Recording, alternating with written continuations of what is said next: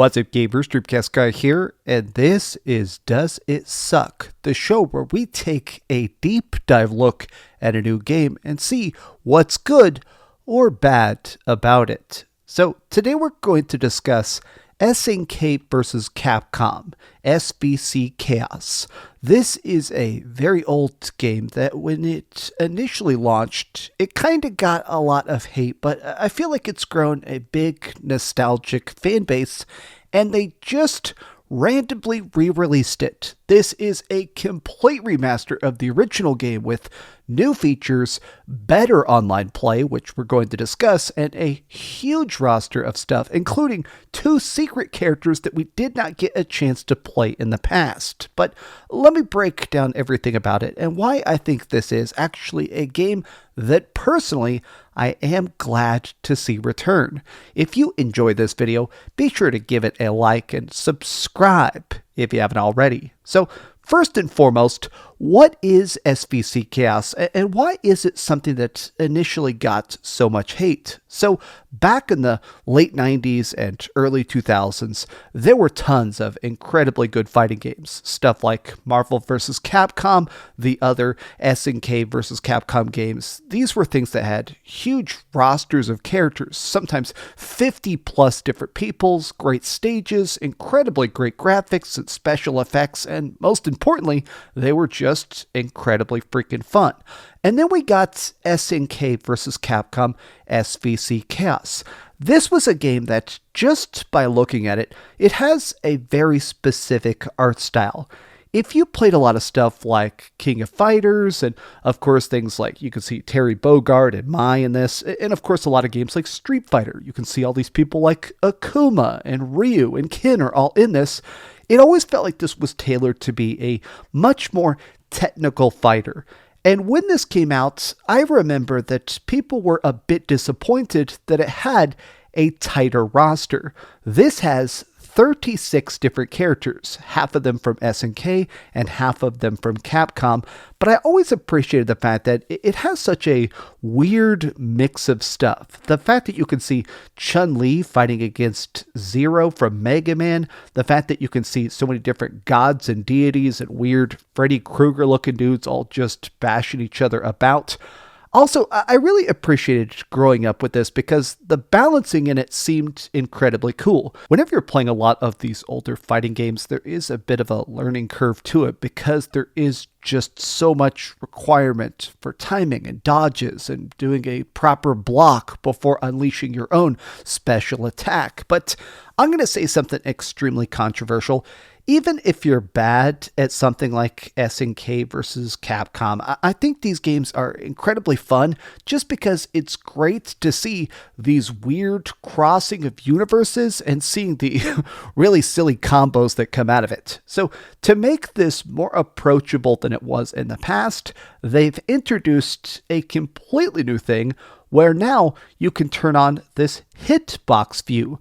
This allows you to actually see specific exact moments where the character hitboxes collide. Because one of the difficulties of practicing new combos is a lot of times just trying to figure out, all right, if I'm throwing a projectile, if I'm doing a low hit, if I'm about to unleash an uppercut or something like that, knowing specifically where you can collide with the next hitbox is a very important detail.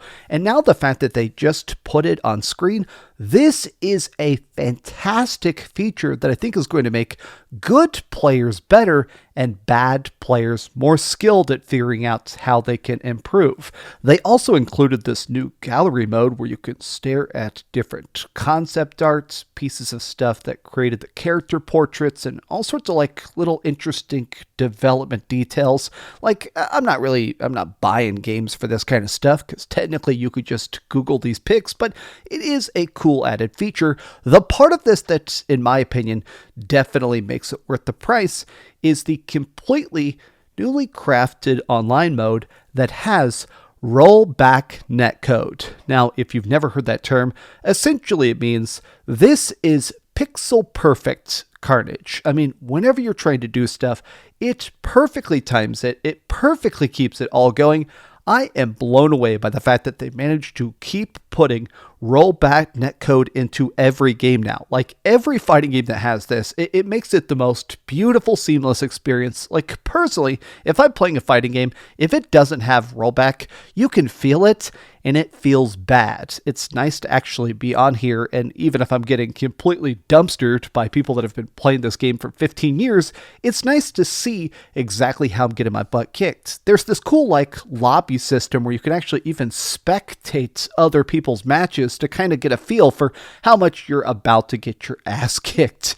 Now, another thing they put in here, which completely blew me away, is the 36 characters are cool. They included 2 characters that personally I've never played before. I always played the Xbox port of this back in the day, which a lot of people kind of hated on, but there was a port of this for Xbox. The original version came out on the arcade, and when you played that, there was these 2 arcade exclusive characters, which were Athena and the Red Amir. These were like weird little characters that I had never seen. I don't even know what the heck they're from, to be honest with you. I think they're probably from like Super Ghouls and Ghosts or something like that. These are extra characters that I'd never had a chance to play.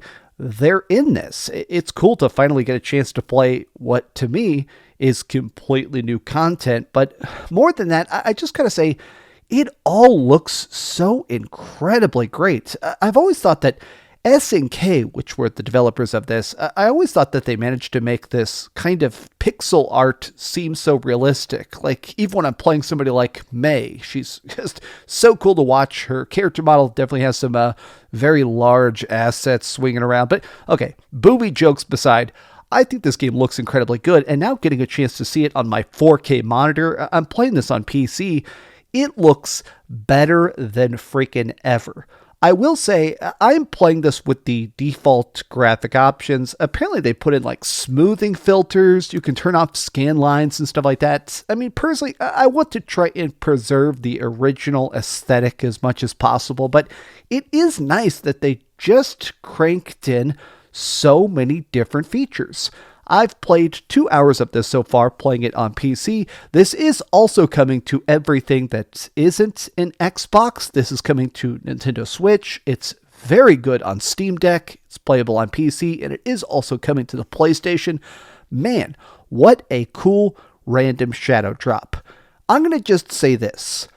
If you like classic fighting games, maybe consider buying this if you've got the cash, because even if this isn't your favorite classic SNK game, I'm a big believer in vote with your wallet, and I think we kind of need to show SNK and Capcom that we want stuff like this. Like the Marvel vs. Capcom collection that we're about to get, I mean, that looks 10 out of 10 freaking fantastic, but I'm almost just sort of begging them to say, please release the other SNK vs. Capcom games, because they're extremely good. But these have just been some off-the-cuff thoughts from a casual fan who has played a lot of hours very badly. But what do you think about Capcom versus SNK SVC Chaos?